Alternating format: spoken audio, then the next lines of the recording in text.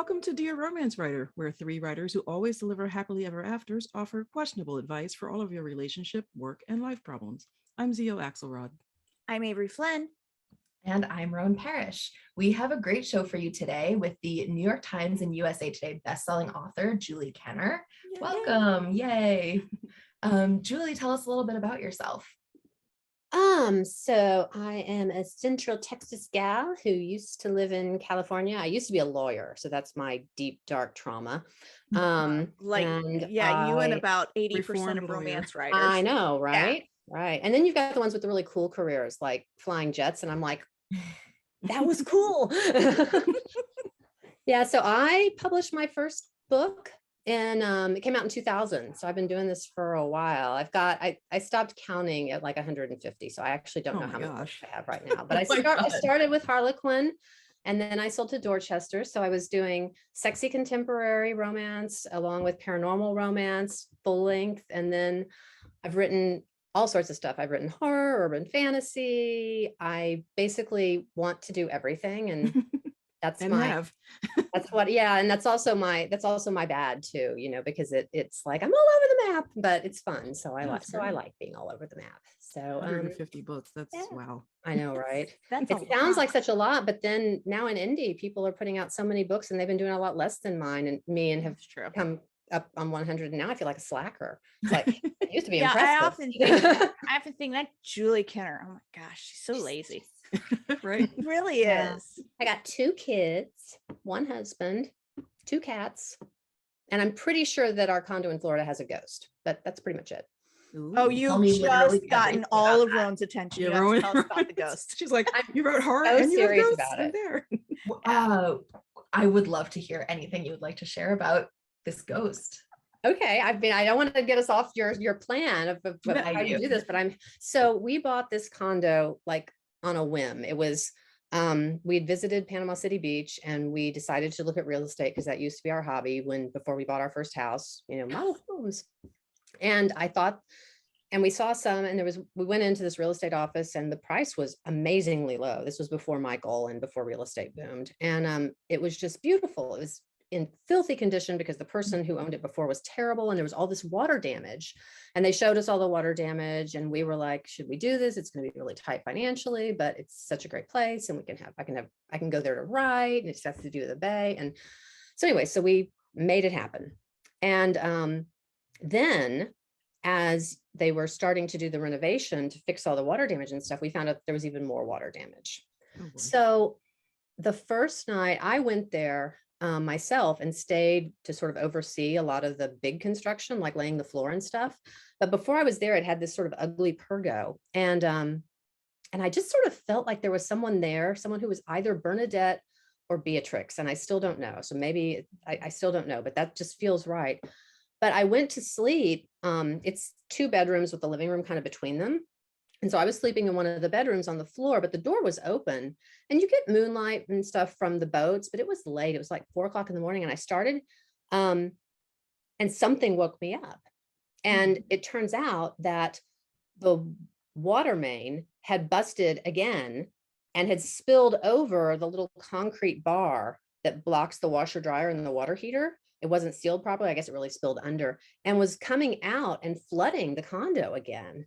And if I hadn't woken up right then, I swear she woke me up, that it would have been, instead of being like, a 5-figure renovation, it would have been way more than that. Yeah, I mean, it would have been a crazy pants. And so I really think she woke me up. And then that was only really specific time, but there's been other times when I've been there and I just feel like someone's watching the place. And, we leave it empty a lot.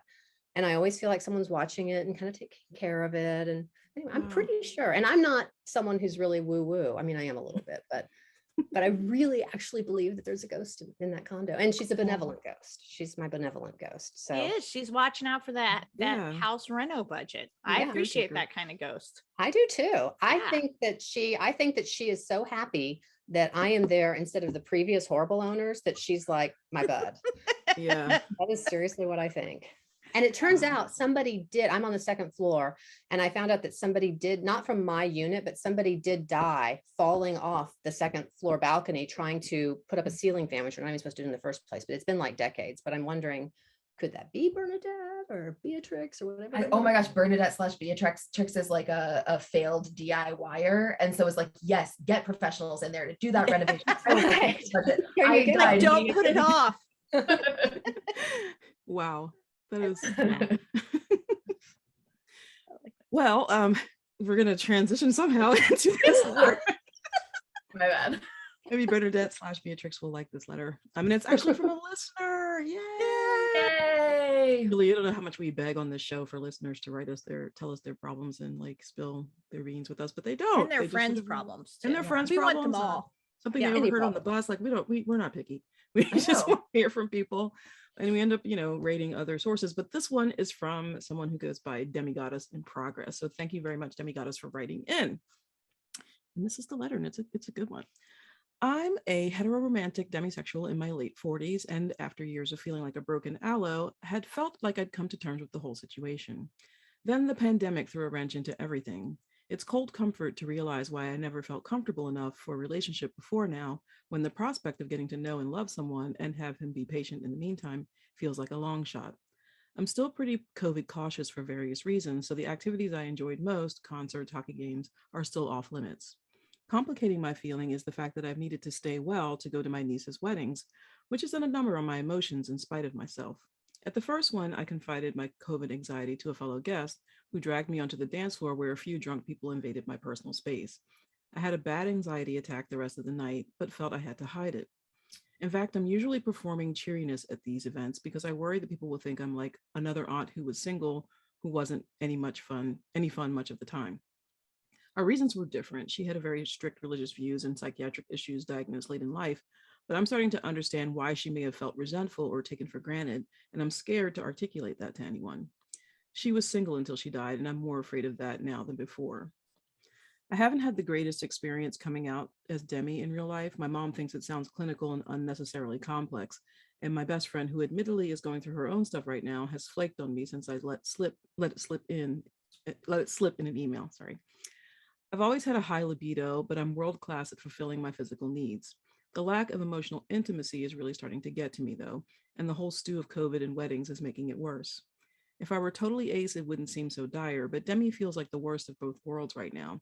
Even the book Ace had harmful explanation, and Dan Savage thinks we don't exist. Oh, Dan. I know other people have said things who have things just as bad right now, but I hope some coping strategies will be great. So thank you so much. So she wants some hope and coping strategies from us. I want to give Demigoddess a hug.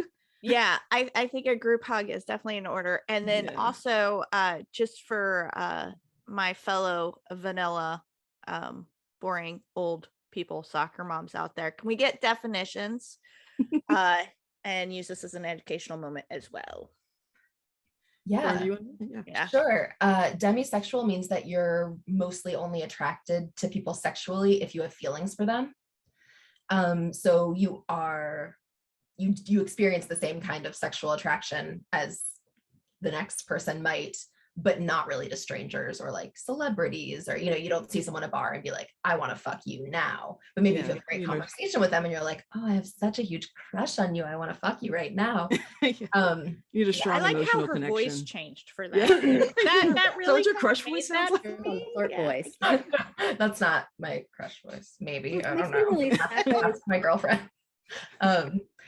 And then heteroromantic means that you are romantically interested in people of the binary opposite sex, if that's a thing that you believe in.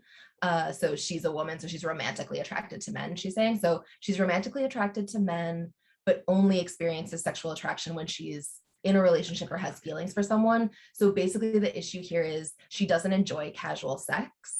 So the pandemic has made it really difficult because in order to want to have sex or enjoy sex, she would need to be in a relationship or have feelings for someone. But because of all this hullabaloo of COVID, she can't do any of the things where she would usually meet someone to partner with. And because she's had to go to all these family weddings, it's made her like more bitter than ever or sad than ever that she can't have a relationship. So it's like come up more. That was my read. Yeah. And it sounds like she feels invalidated by the folks that should be supporting her. Yeah. So Ace Arrow people have been screaming about that for a while, that they feel sort of excluded from, even from the LGBTQIA community. They're sort of like, they're there, but not. So yeah.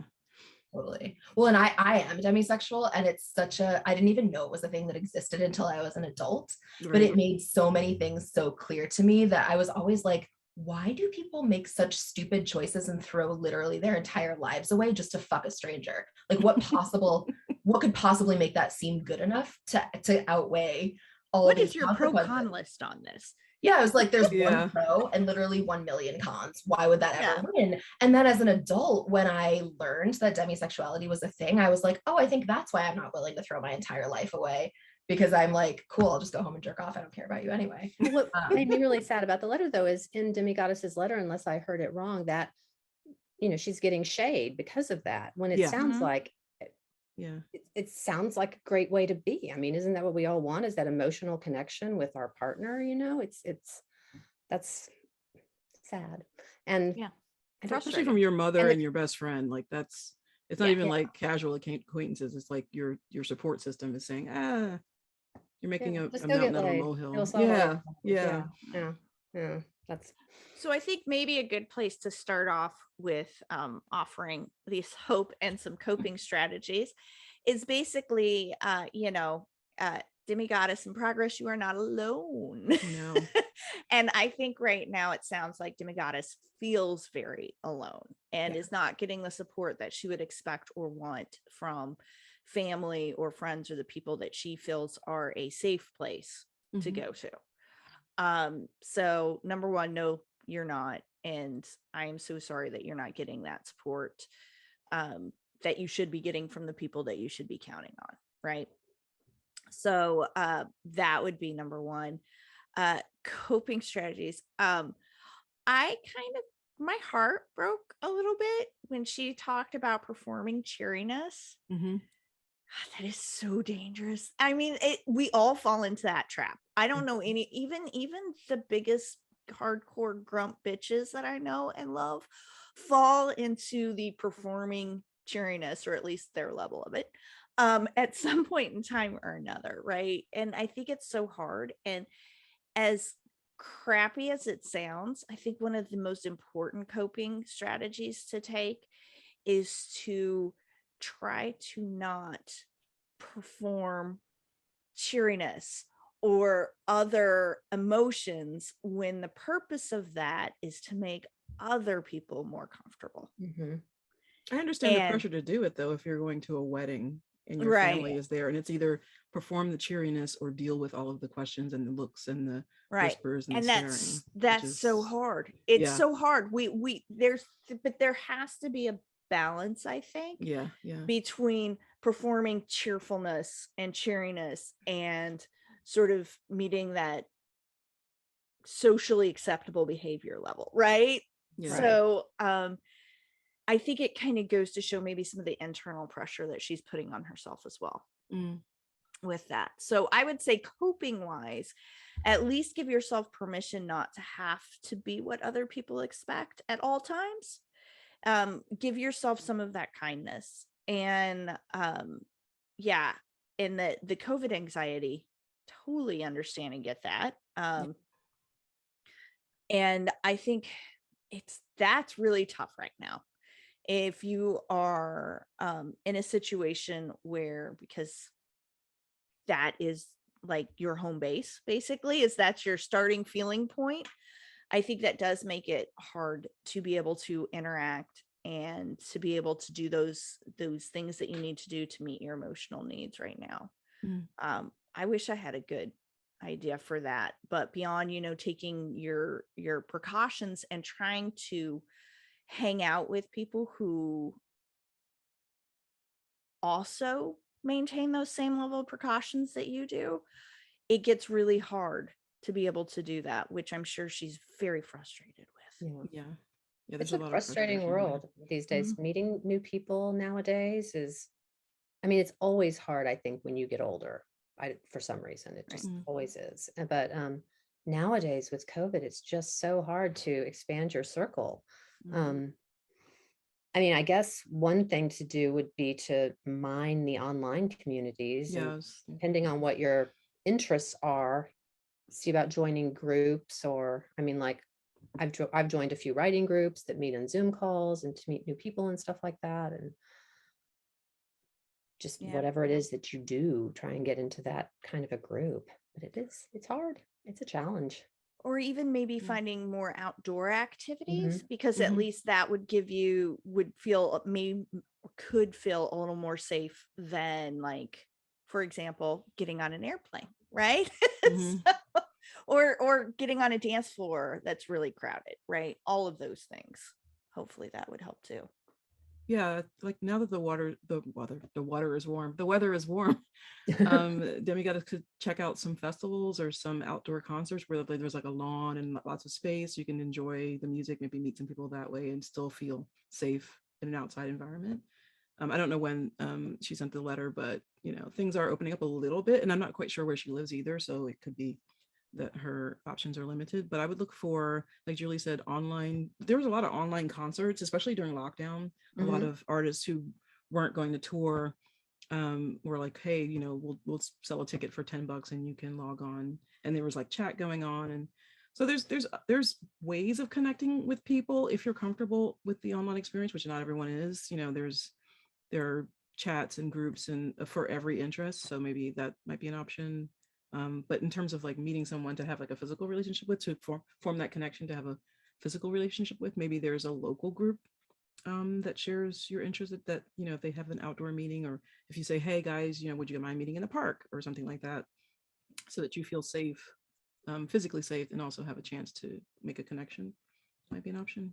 I don't know. It is tough. I mean, it was tough before COVID, but now it's like Yeah, it adds in another level. It definitely does. Yeah, I think that those are all such great ideas. I can't help but like, I know that the letter writer has asked for hope and coping mechanisms. So I'm happy that we're giving her some of those. I feel like though the whole letter is kind of starting at point B, and I want to know some things about point A, which is like what I see in this letter is somebody who believes that she has to fit in and capitulate to almost all societal ideals, especially social ideals.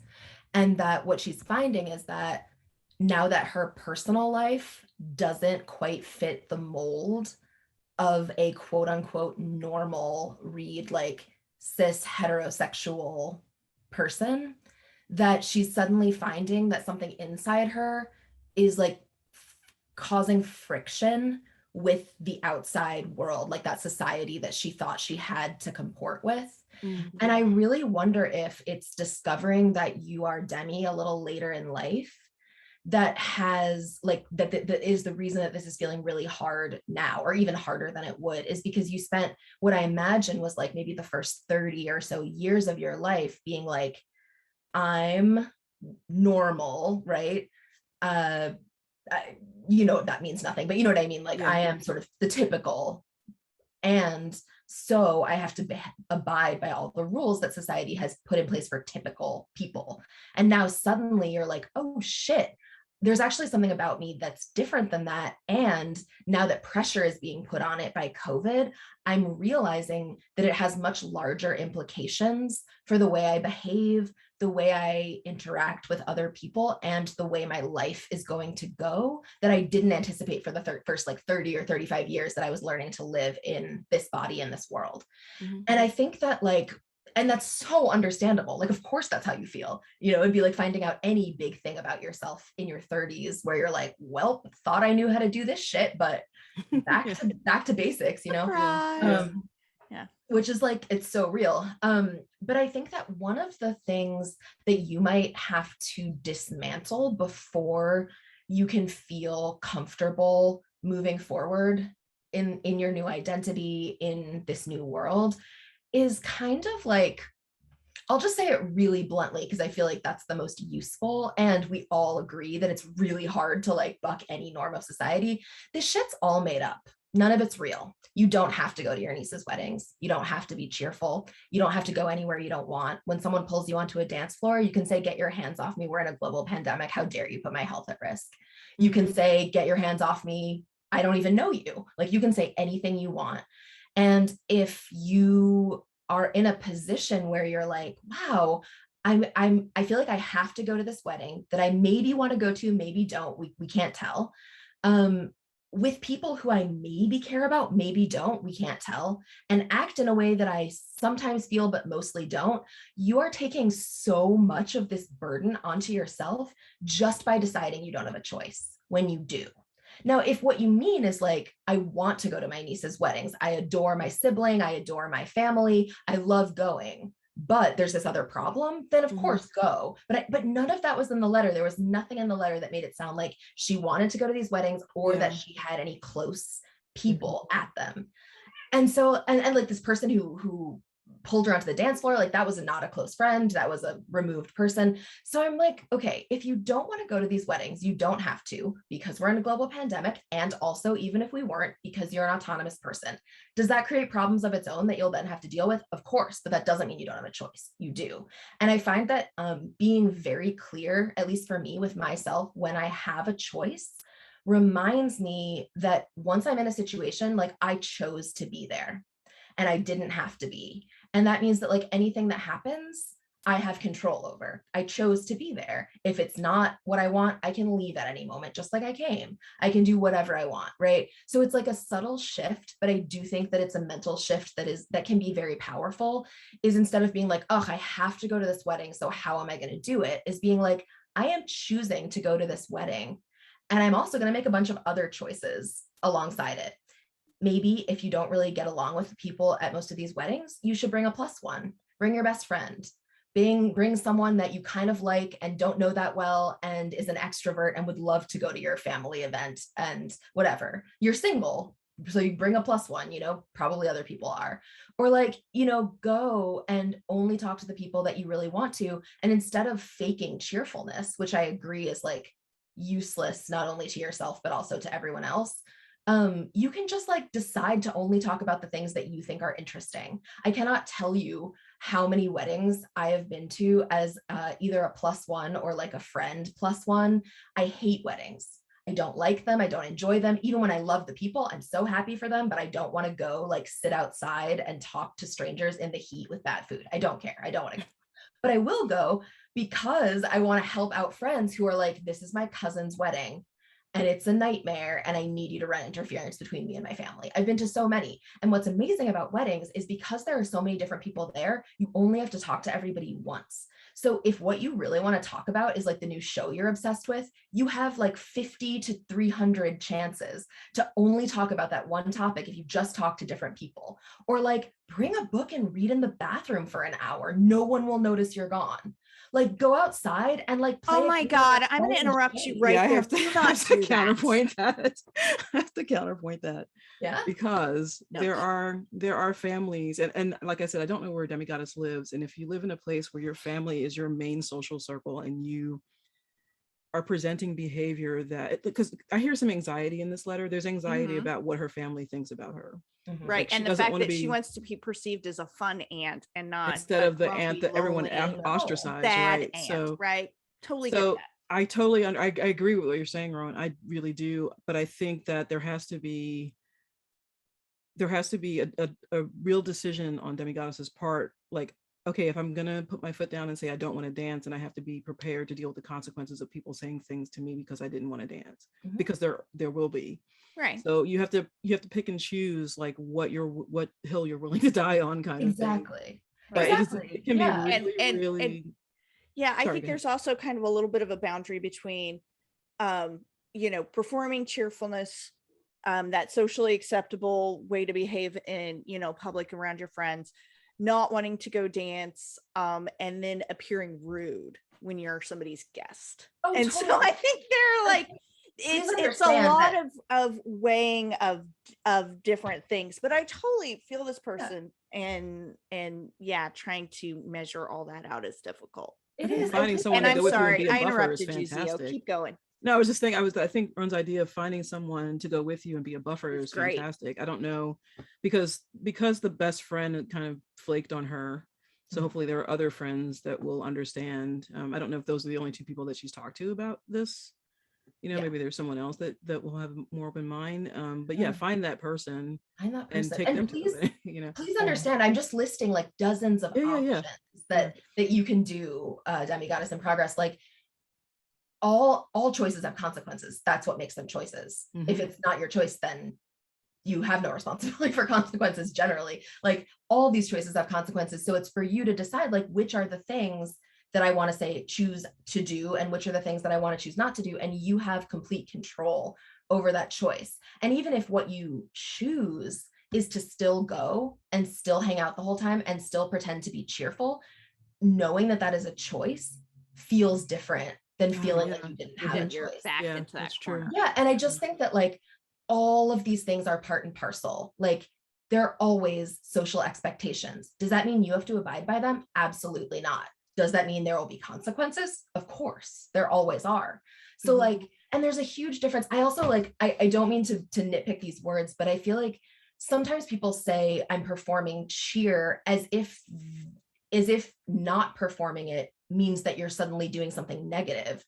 But not performing cheer just takes away a positive and puts you at a neutral. It doesn't mean you're negative, and like in terms of performativity, I could go ahead and say that I know many men who never perform cheerfulness, and no one ever thinks that they're like being a bad sport at a wedding. They're thought to be dignified and somber and solemn and serious. And those are the words that get applied to them. And they are never the words that get applied to women at weddings who aren't participating in a really specifically heterosexually gendered mode of behavior. I'm gonna disagree with you there. I have seen, that's when the dude is called the stick in the mud, or he's just, I don't know, different circles, but I have seen things like that applied towards dudes. Oh, sure, sometimes, but I'm saying this is like this is a larger conversation about society, and I think that this letter writer is having a really hard time separating society writ large and things that we have been raised to believe are requirements, and now being a person who is no longer the type of person who benefits from all of those things, being able to remove herself from the math where she used to benefit from these things, and acknowledging that actually these rules weren't made for me. And that is a really powerful choice. It's a privilege to get to make that choice. It depends on your family and where you grow up and everything. But like, I think that so many things that go along with like learning you're queer in later life, learning you're aro ace spectrum in later life, learning you're autistic in later in life, learning you were adopted later in life, is all about saying like, I thought that the world was one way and I was one way in it, and now I'm different. And I just think it's really important to remind this letter writer that if you learn that something about you is really different than you ever thought it was before, the whole world changes, because the lens that you see it through and the way you experience it is no longer the same. So you can't act, or it's very difficult to change one really personal thing about yourself and imagine that the entire structure of the world around you is going to be able to remain untouched by this huge revelation. With this revelation will come others. With this understanding of your identity, you will realize that people that you used to think of as neutral are actually hostile to you, are actually loving to you. Like your idea of the world is shifting. And I just think it's very, very useful to imagine that your whole world is shifting, including other things than just you, and not that you are alone rattling around a universe where the rules are fixed and you have to capitulate to them. Absolutely. And just to add in one last thing, she talked in the beginning, okay, she's in her late 40s. And I have found it really interesting, some of the conversations that have come out about people, despite age, reevaluating sort of their place in the world, what they want in the world, what they don't want to put up with in the world, because they've had to spend basically so much one-on-one time with themselves because of COVID, right? Yeah. So I think a lot of people have had those sort of waking up things. And, I always used to think the whole midlife crisis thing was like bullshit. And then, And then I hit my late 40s, and you're like, wait a minute, you do reevaluate a little bit, because you've kind of reached that point in your life where you're like, okay, this is where I expected to be. This is actually where I am. Where do I want to go from here? Right. And I think, again, with some of the isolation and anxiety, I agree that comes off of this letter. I think what can happen is you can look at this as an opportunity, right? You've got your jumping off point, right? You can look at it that way, or you can look at it as, pressure, additional pressure that you have to consider. So I want to call out Roan's favorite, one of her second favorite piece of advice, which is to date yourself. Yeah, I was thinking that earlier. I really think that this could be something that would be sort of beneficial, especially in sort of this weird period, transitional period, and figuring out where you want to go, what you want to do, how all this factors in. And because of all of the COVID, and because of some of the lack of support from family and friends and things like that, this is an opportunity to sort of figure that shit out. Date yourself. One of the other things that Roan touched on earlier, or made me think of it, was if you're going to go to these weddings or family situations and that things are gonna make you uncomfortable, set boundaries. Like, sit down with your nieces, sit down with your mom, whatever, and say, I'm so happy that this is happening. I can't wait to celebrate with you. Just know that I'm not going to be on the dance floor, and that makes me really uncomfortable, whatever. Like, set your boundaries and stick to them. And if they don't accept them, then that's another conversation you need to have. But if you set them, at least there's an expectation, you know what I mean? At least you have an expectation. That also takes sort of the edge off of, because it's very difficult to say, you don't have to do X because, you have that autonomy, like Ron was saying, but that's hard. That's hard to do. But if you go in ahead of time and talk to your family and say, I'm not going to say no when someone comes up to me on the dance floor and asks me, then I might feel it's awkward. But if I talk to you guys ahead of time, so that that's the case, then you feel less awkward, because everything that Roan said is right on the mark about, you don't have, the consequences are yours. You get to make the choices, but that's hard. It's just hard, so plan. And you know what, also, if you do it beforehand, that also kind of gives you that opportunity of, if the person that pulled her out onto the dance floor was doing it because they were like, oh my God, I have to make sure that person A has a great time, and I'm going to do everything it takes to include person A in every single event, which for them might be exactly what they need and would be the absolute biggest nightmare for person A, right? Yeah. And you'd like to think that your family would know you well enough for that, but doesn't always happen. So I might be thinking, you're sitting by yourself at the table. Yeah, like, you're sitting by yourself at the table. That must be awful. Let me pull you onto the dance floor, when really was what you want to do is sit at the table. Right. Yeah. No, that's no, totally. We hope that helps. Yeah, we hope it helps. I mean, coping strategies. So just I'll pull in Avery. Our 3 things. Our 3 things and next steps is, like, check in with yourself, figure out that the world, things that you thought might be the way they are don't have to be. Get some support from a friend or family, whether that's to accompany you to a wedding, to sketch out some boundaries ahead of time. Or my favorite is, people sometimes react badly when you quote unquote set a boundary, even though it's about you and not them. So what business is it of theirs? Right. But they do. And so I love to use collaborative language so that I psychologically manipulate them into thinking that they're helping me, which is to be like, dude, I'm fucking terrified of getting long COVID because I have crap insurance. And if I end up with a lifelong condition, it'll literally kill me and I'll die in poverty. Can you help me not be on the dance floor? Because obviously dancing's fun, but I would love to not have to be stressed about that. Can you help me, like, be my dance buddy and don't let me dance?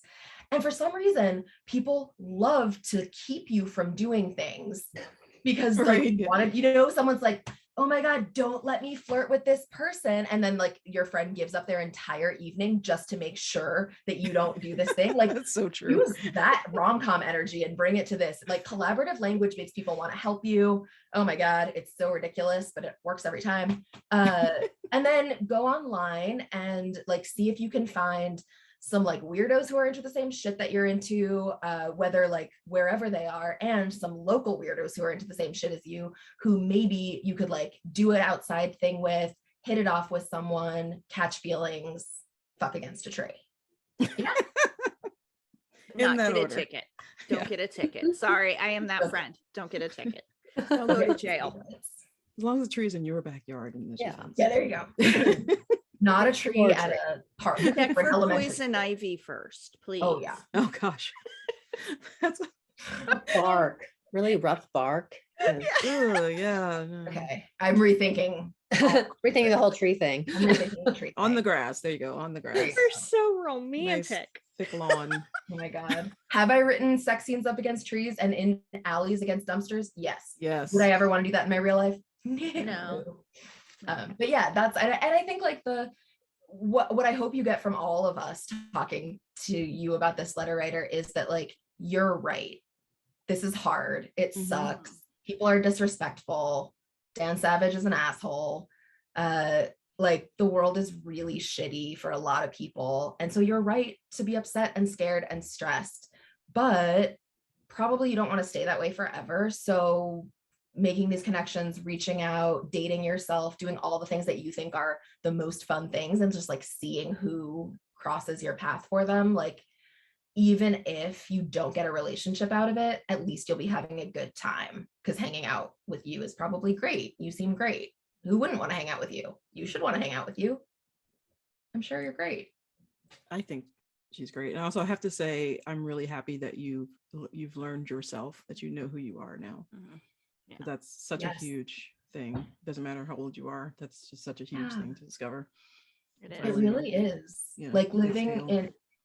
in the world, knowing who you are is so much more interesting than living in the world either not knowing or like trying to pretend that you're not who you are. Mhm. Yes. So much more interesting. And that is the beautiful thing about your 40s as well. So welcome to your late 40s. Yeah. Congratulations. Welcome. You made it. Join You us. made You it. can sit at our The Fran table. Drescher We're gift. here. Okay, so relatedly, I want to ask you all. So one of the things that hit us all, I think, about this letter was the part about the letter writer feeling like she had to feign cheerfulness so that she wouldn't be read like her aunt, who would show up to these things and like kind of be a pill, it sounds like. So to me, I feel like the fancy word for this is That is reaction. the most, wait, hold on. You got to stop. That is like the most like really old lady from the Northeast thing I have ever heard you say, is saying pill? somebody acted like a pill. I love that. Is that really? Now, my grandmother said that, and I'm in Texas, so it's not just the Northeast. Not just the Okay, Northeast. but it is for old. You're old at heart. You're an old soul. So It's my all the grandparents- ghosts.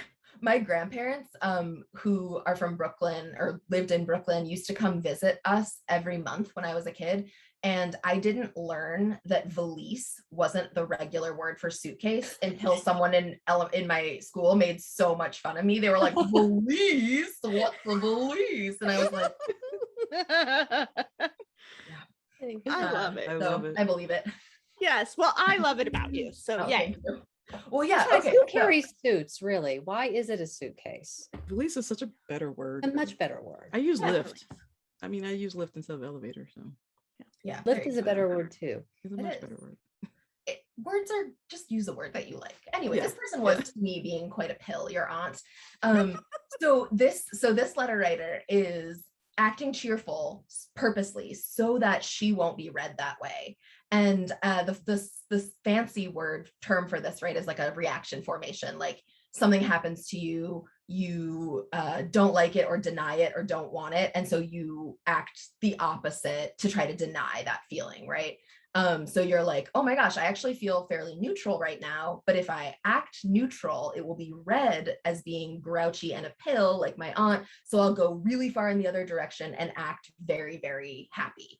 So yeah, I think reaction formations are fascinating and not only so real, like once you know that they're a thing, I for one can look back in my life and be like, oh my God, I've been, there are so many things that I was like, this is cool because it's the opposite of what this ass hattery is, like it's not cool because of what it is, it's cool because what it isn't, or so I'm wondering about this in you all's lives or writing or whatever. Like, do you ever do the thing where either in a book or in your life you're like, okay, this is the thing, now I want to just do the opposite of it, whichever, like no matter what, or write my character wants to do the opposite of it just because it was like this negative thing from someone else in their past?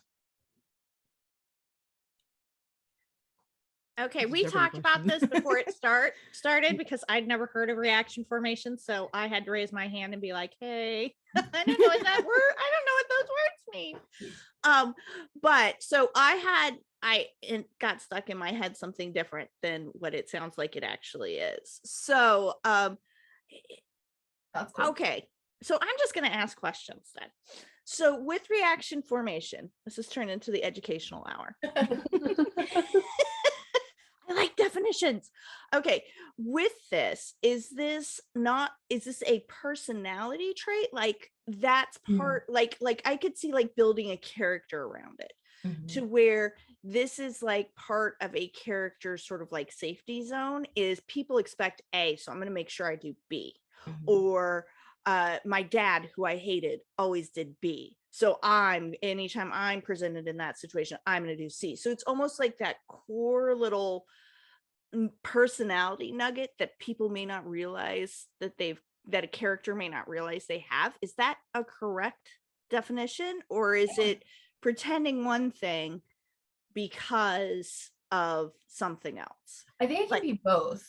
Okay. I am not a therapist. But I'm you play one on the podcast. No. But I play one on a podcast. I think this is a phrase that's been sort of like lifted from psychology as a portable concept. So I'm less interested and ignorant of the like very clinical definition. But I think that reaction formations are a way to explain behavior. So they're not a symptom in and of themselves, nor are they intentional, but they are one way to look at. So you know how we're always reading letters and we're like, I don't know, it sounds like maybe in her last relationship, this person was really like never, her fiance never hung out with her. So now she's kind of swung really far in the other direction and decided that she wants someone who's with her all the time, but actually she doesn't want that. It's kind of like too much, but she thinks she wants it because it's the opposite of this other thing that didn't work out well. Or like, I feel like the classic example, and this is such a horrible example, but I think everyone would be familiar of it, is, how when like people were little, hopefully back in the day, but I feel like it probably still happens, and some like boy would mess with you and a teacher would be like, that's because he has a crush on you. Oh, boys. That boys, is yeah. right. Like, which I don't know who, I mean, I don't think, I have no idea if that's true, but it's a horrible thing to say. But I think that's like a classic reaction formation. Like, oh, I have a crush on so-and-so, so I'm going to pretend like I hate them so they won't know. And sometimes it's conscious and sometimes it's less conscious, or like you don't notice that was the reason for a thing until you go back and can kind of see it in more context. Yeah, I mean, I'm sorry I don't mean to overcomplicate. Basically, like, is there any shit that you do that's part of your personality or that you've written into a book that you're like, yeah, this is totally because of this other thing that I think I do it all the time in my books. I'm sure I do it in real life too. I think I do it all the time in my books. I can't pull one out of the air right now, but all my characters are so fucked up. Sorry for the F-bomb. They're lovely fucked up. I love how your characters are fucked up. Thank you. I love to torture them. But and back in the day when I was writing these synopses to sell the book, it would always be, blah, blah, blah, blah, blah. This is their backstory. And because of that, yada, yada, yada, yada, yada. So there was always that this thing happened and now we're triggered for the rest of our life. We have to figure out a way to like overcome this. But I think that's also real, I think that, but I think it's much easier to see it in a character than in yourself. Totally. Yeah. Amen. Amen so much.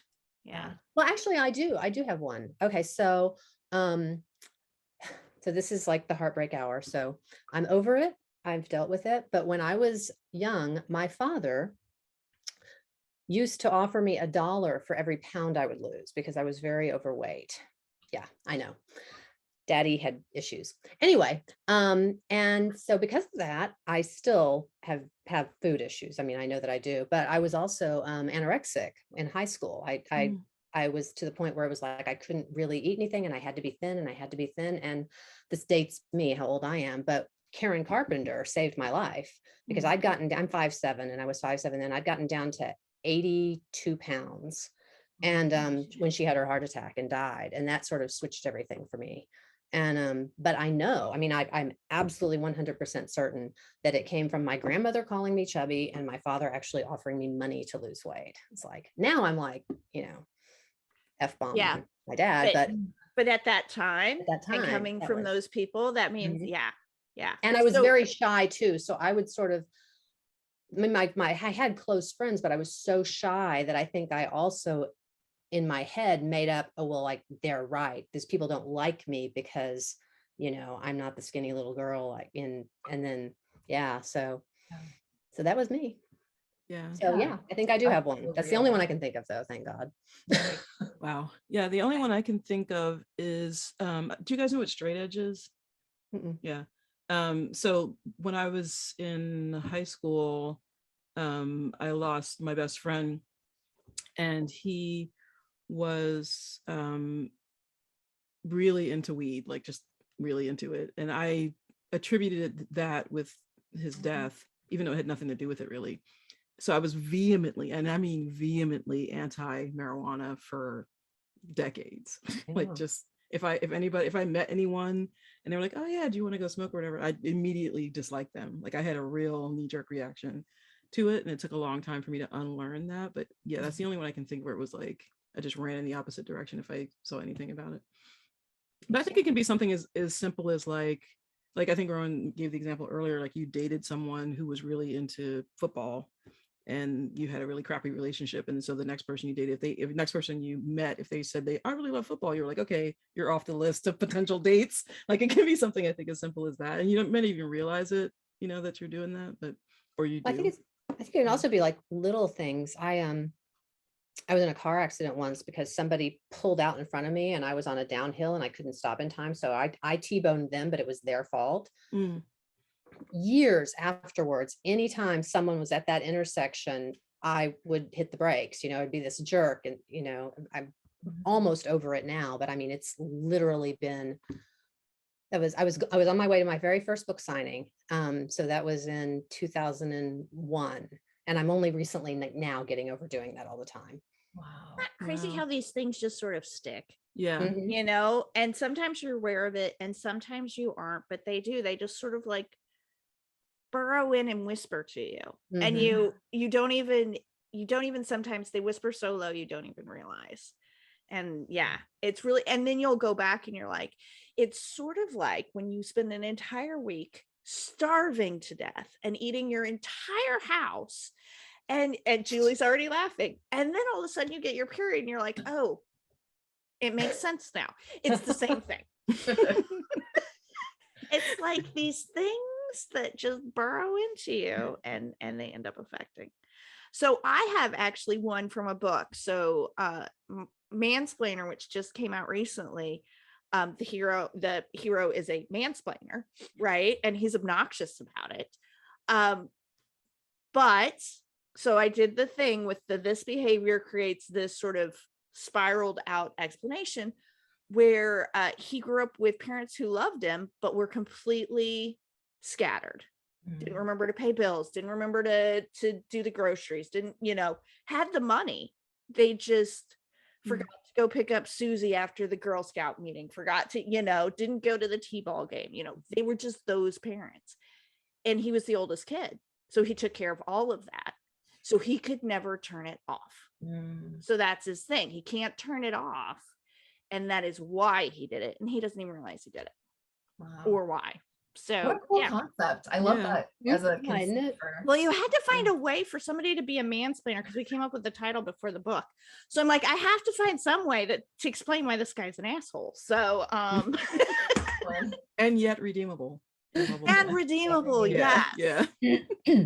Yeah, So- and I think that's such a great example, and I love talking about these things. Like, I think as authors, we actually, like, I complicated the matter by bringing in this phrase. I shouldn't have, but like, I think we all as writers know that good character development is like, there's tons of stuff that's not on the page. What's on the page is their reaction to those things. Yes.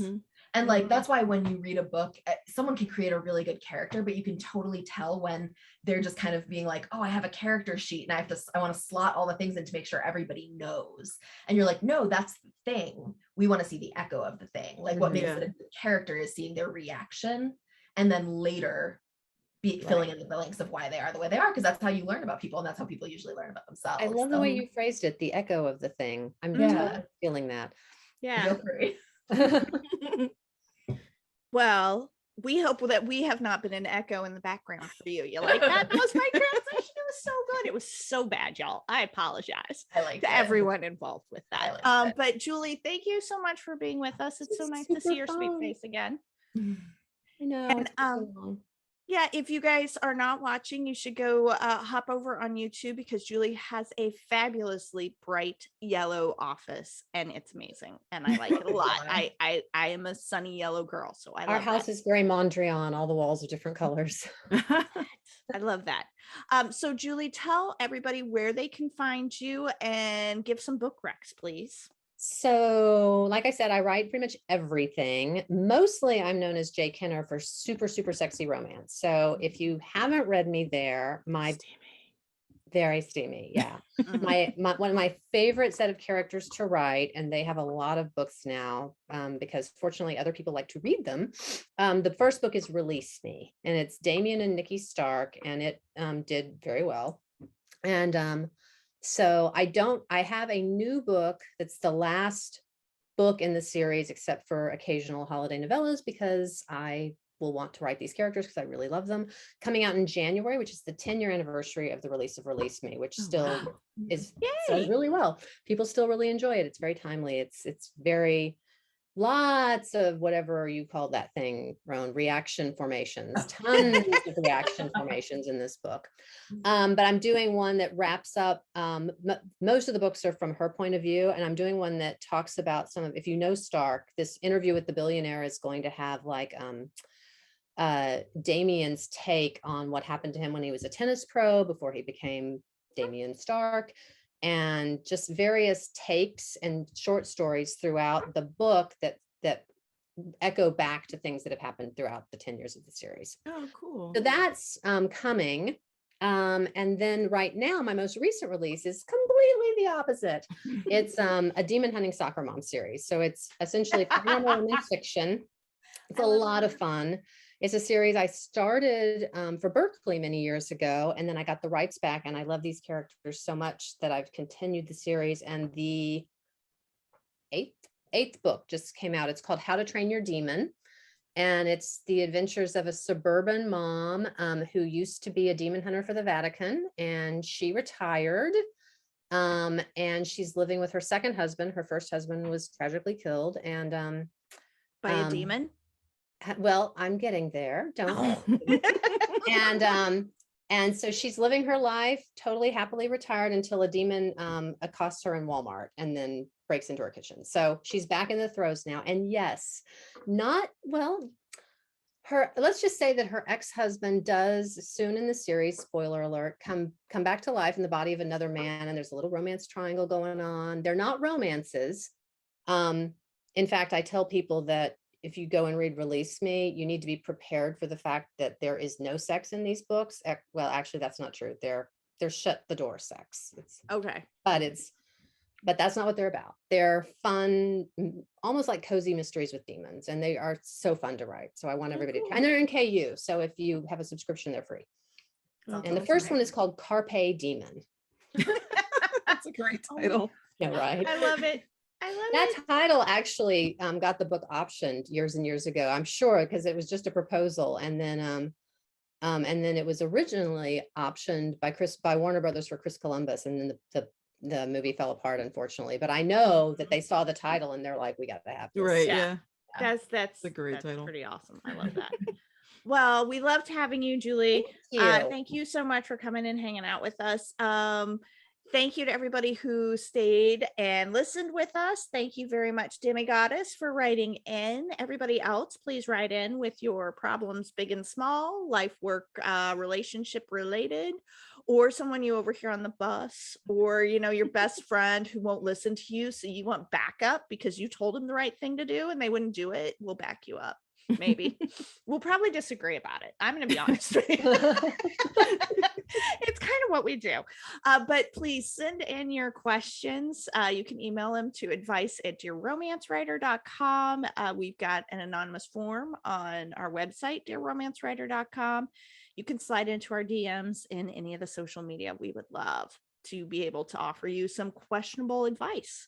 And, until then, it is a goodbye from the non-demon of this trio of happily ever after enthusiasts. Thanks, you guys. See you later.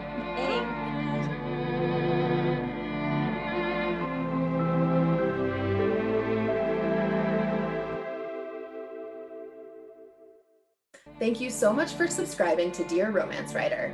Remember to keep sending in those letters at dearromancewriter.com. We can't wait to tell you what to do. Dear Romance Writer is part of the Frolic Podcast Network. Find more podcasts you'll love, frolic.media/podcasts.